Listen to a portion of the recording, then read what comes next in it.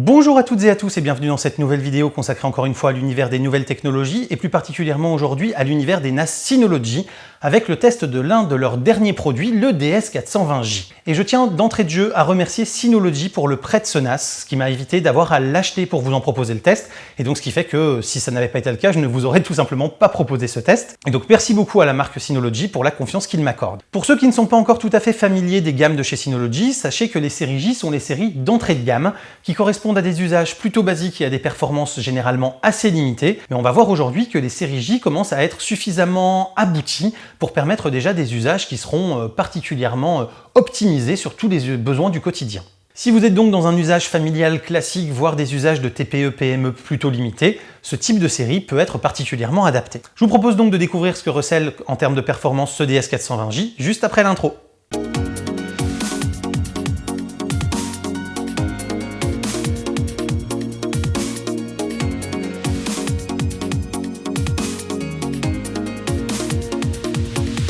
Commençons d'abord par évoquer son design extérieur. Le DS420J, à l'instar de ses prédécesseurs, n'évolue absolument pas, à l'exception de la mention DS420J qui apparaît là où les prédécesseurs étaient en DS418J ou 416J. On garde exactement le même design à l'avant, avec les boutons et les LED de statut. On garde exactement le même design à l'arrière, avec un connecteur d'alimentation, un connecteur RJ45 en gigabit et deux ports USB 3, et les deux ventilateurs de 80 mm. Ces deux ventilateurs permettent de répartir le flux d'air sur l'ensemble des 4 disques de manière assez optimisée, et surtout ce sont des ventilateurs tout à fait standards, ce qui fait qu'ils sont en connecteur 3 pins sur la carte mère, et que si à un moment, pour X ou Y raison, vous auriez besoin de les changer, eh ben vous pourriez le faire avec n'importe quel ventilateur de 80 mm du marché. Pour tout ce qui est fixation des disques durs, en termes de design interne, on reste exactement sur la même chose aussi, avec des paniers plastiques coulissants, ce qui est plutôt pratique, mais qui nécessite toujours l'usage d'un tournevis pour y fixer des disques durs, et ça c'est quand même dommage, puisque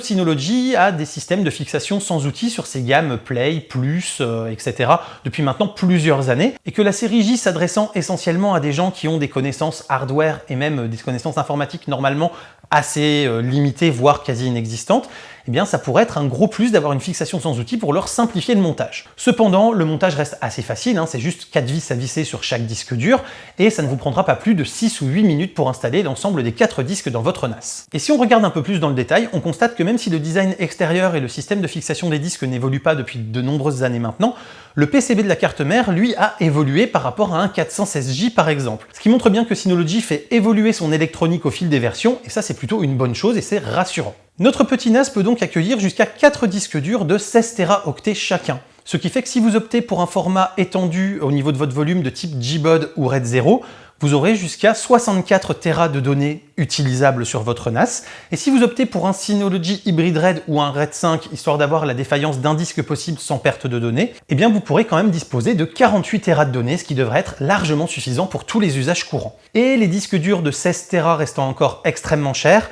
on peut très bien se contenter de disques de 4 Tera, ce qui vous permettra d'avoir entre 12 et 16 Tera de données utilisables pour un prix déjà beaucoup plus accessible, et ce type d'espace de stockage devrait déjà répondre à quasiment l'ensemble de vos besoins. Pour animer tout ce petit monde, ce NAS dispose d'un processeur Realtek RTD 1296, qui n'est rien d'autre que l'évolution la plus récente du 1293 qui équipait son petit frère, le DS418J. Et il sera épaulé de 1 Go de DDR4 non extensible. Là encore, c'est une configuration plutôt légère, mais on se retrouve avec quelque chose de particulièrement homogène et de tout à fait suffisant pour des usages standards du quotidien. Et surtout, avec ce type de configuration légère, on se retrouve avec un NAS qui est proposé à seulement 330 € hors disque dur, ce qui va vous permettre de bénéficier de tout le savoir-faire de Synology en matière de performance et de savoir-faire en termes d'interface utilisateur, sans être obligé de vous ruiner à plusieurs milliers d'euros le NAS. L'installation de ce DS420J ne diffère en rien des autres NAS de la marque. Donc pour ceux que ça intéresse, je vous laisse aller voir directement dans la fiche des vidéos où j'avais déjà testé d'autres NAS de la marque et réalisé l'installation dans le cadre de ces vidéos. Parce que voilà, ça va éviter de repasser 15 minutes à vous expliquer comment ça s'installe. C'est extrêmement facile, extrêmement guidé, et même quelqu'un qui ne sait rien faire d'autre que d'installer un programme sur son ordinateur pourra installer un NAS Synology. Cerise sur le gâteau, comme c'est le cas sur tous les NAS Synology maintenant depuis plusieurs années, il est bien sûr capable de détecter que vos disques durs ont été utilisés dans un NAS de gamme précédente et pouvoir ainsi upgrader la partition système vers le nouveau NAS dans lequel vous installez vos disques, de manière à récupérer très rapidement l'accès à vos données, vos comptes utilisateurs et une certaine partie de vos configurations. C'est donc un gain de temps extrêmement appréciable pour ceux qui souhaitent upgrader leur NAS vers une version plus récente. Parlons un peu maintenant des performances de ce NAS. J'ai effectué des tests de transfert de données, aussi bien en lecture qu'en écriture, aussi bien avec des petits fichiers d'à peine 1 kg chacun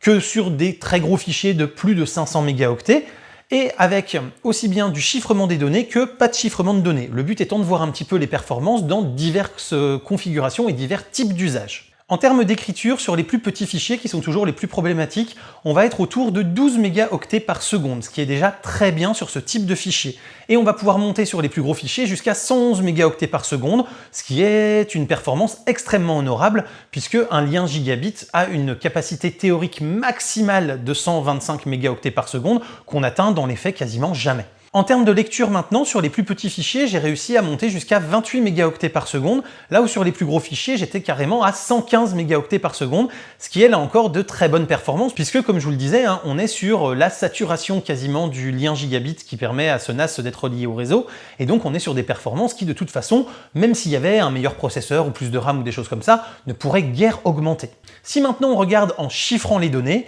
on obtient en lecture des performances tout à fait comparables, ce qui fait qu'il n'y a absolument aucune perte de performance dans la lecture de données qui ont été chiffrées. Et en écriture, c'est normal que les débits baissent un petit peu, mais on reste sur une perte contenue d'à peine 10% environ des performances, ce qui reste donc des performances de très très bonne facture que je n'attendais pas du tout sur une gamme J, puisque ce type de gamme ayant quand même, donc, comme je vous le disais, un processeur et de la RAM assez léger, eh bien j'avais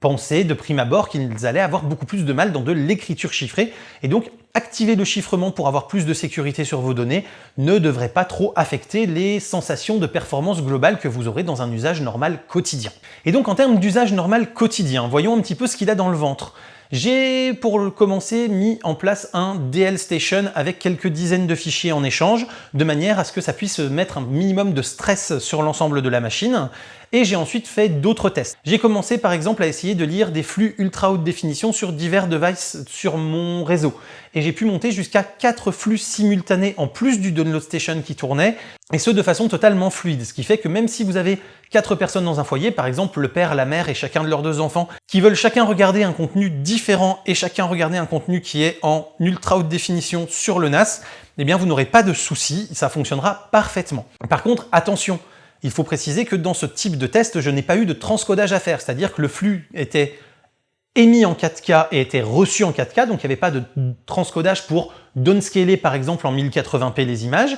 et il n'y avait pas non plus de transcodage dû au type de fichier, puisque tous les fichiers que j'héberge sur mes NAS, je les transcode préalablement avec NBreak pour en faire des fichiers qui soient nativement pris en charge en fait par les devices avec lesquels je vais avoir à les regarder, qui ne nécessiteront pas au NAS de travailler pour transcoder le fichier. Et précisons également que les 4 fichiers en UHD que j'ai essayé de regarder étaient 4 fichiers différents, histoire d'avoir vraiment un stress important d'un cas d'usage classique qui pourrait se présenter où on regarderait plusieurs flux différents, et donc il n'y a pas eu de souci à ce niveau-là. Le NAS a parfaitement fait le job pour aller chercher les données sur des disques qui étaient pourtant pas mal stressés avec ce type de test. Notons par contre qu'effectivement en termes de transcodage, mes 2 tentatives se sont soldées par des échecs, c'est-à-dire que quand j'ai voulu transcoder un fichier, que ce soit en 1080p ou en ultra haute définition, ça n'a pas fonctionné, c'était lent, voire j'avais un échec, mais c'est plutôt logique sur une gamme J ramenée à la configuration dont ce NAS dispose, c'est pas ce qu'on lui demande, et donc si vous souhaitez pouvoir l'utiliser comme Streambox et comme viewer de vidéo, il faut le savoir, il va falloir que vous ayez quand même un peu de rigueur dans l'encodage de vos fichiers ou le transcodage de vos fichiers avant de les héberger,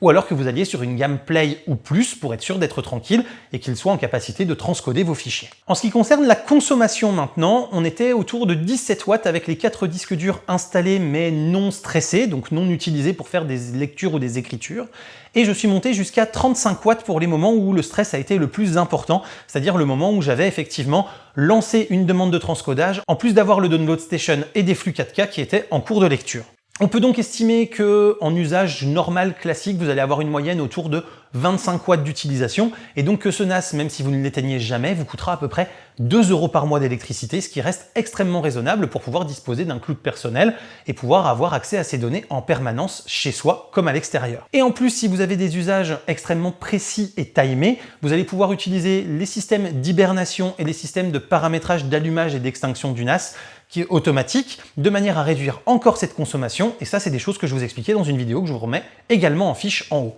Et bien sûr, je tiens à vous préciser que ces mesures ont été réalisées à l'aide de ma prise TP-Link HS110, dont vous pouvez retrouver le test également en fiche. Si vous espériez faire tourner des virtual machines via Docker, des OS allégés via le paquet LXQT, ou encore un serveur Plex avec du transcodage de vidéo, oubliez tout de suite, ce 420J ne sera pas le bon choix pour ce type d'usage. Par contre, contrairement au problème qu'il y a eu au début avec les processeurs Realtek qui ont été implémentés par Synology, Plex sans transcodage fonctionnera parfaitement, et pour ceux qui ont l'habitude d'utiliser Plex pour pouvoir ensuite diffuser leurs images, eh bien vous pourrez installer le paquet sans aucun souci de fonctionnement sur ce processeur Realtek. En termes de paquets, toujours pour vous détailler un petit peu les usages potentiels, j'ai pu utiliser Cloud 5 pour pouvoir sauvegarder mon NAS dans le cloud ou au contraire rapatrier des données du cloud pour les sauvegarder sur mon NAS, mais par contre je n'ai pas pu utiliser Cloud Station Server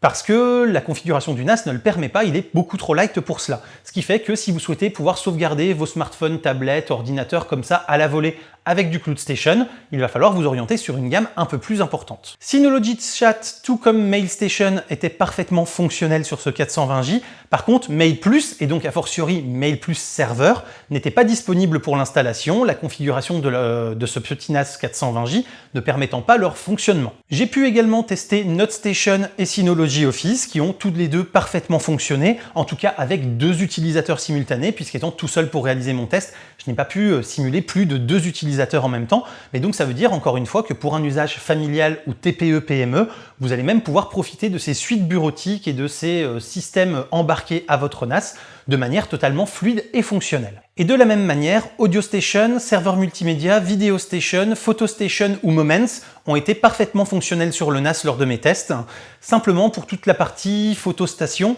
il va falloir que vous pensiez à utiliser la création des miniatures avec le logiciel dédié sur votre ordinateur, parce que si vous confiez ça à votre DS420J, le temps de génération des miniatures et des aperçus risque d'être extrêmement long et ça peut être un petit peu frustrant. Et en plus du temps que ça va prendre, ça peut dégrader drastiquement les performances. Série J oblige, on ne peut pas non plus lui demander de miracle, donc c'est bon aussi de le savoir et d'installer ce qu'il faut sur votre ordinateur en conséquence. Bref, si je devais conclure, que dire de ce petit 420J ? Eh bien, on est en face d'un NAS qui est extrêmement performant ramené à sa gamme J. On en a tous les usages simples potentiels qui sont faisables avec. Vous allez pouvoir faire du stockage de données de manière extrêmement qualitative et rapide, du streaming de contenu audio, vidéo, photo de manière extrêmement rapide, facile et efficace. Il n'y a pas de souci à ce niveau-là. Seuls les usages les plus avancés, que seraient des machines virtuelles ou du transcodage de données, vont être réservés à des séries plus haut de gamme. Ce qui fait que si vous avez vraiment des usages simples qui sont demandés en termes de stockage et de partage,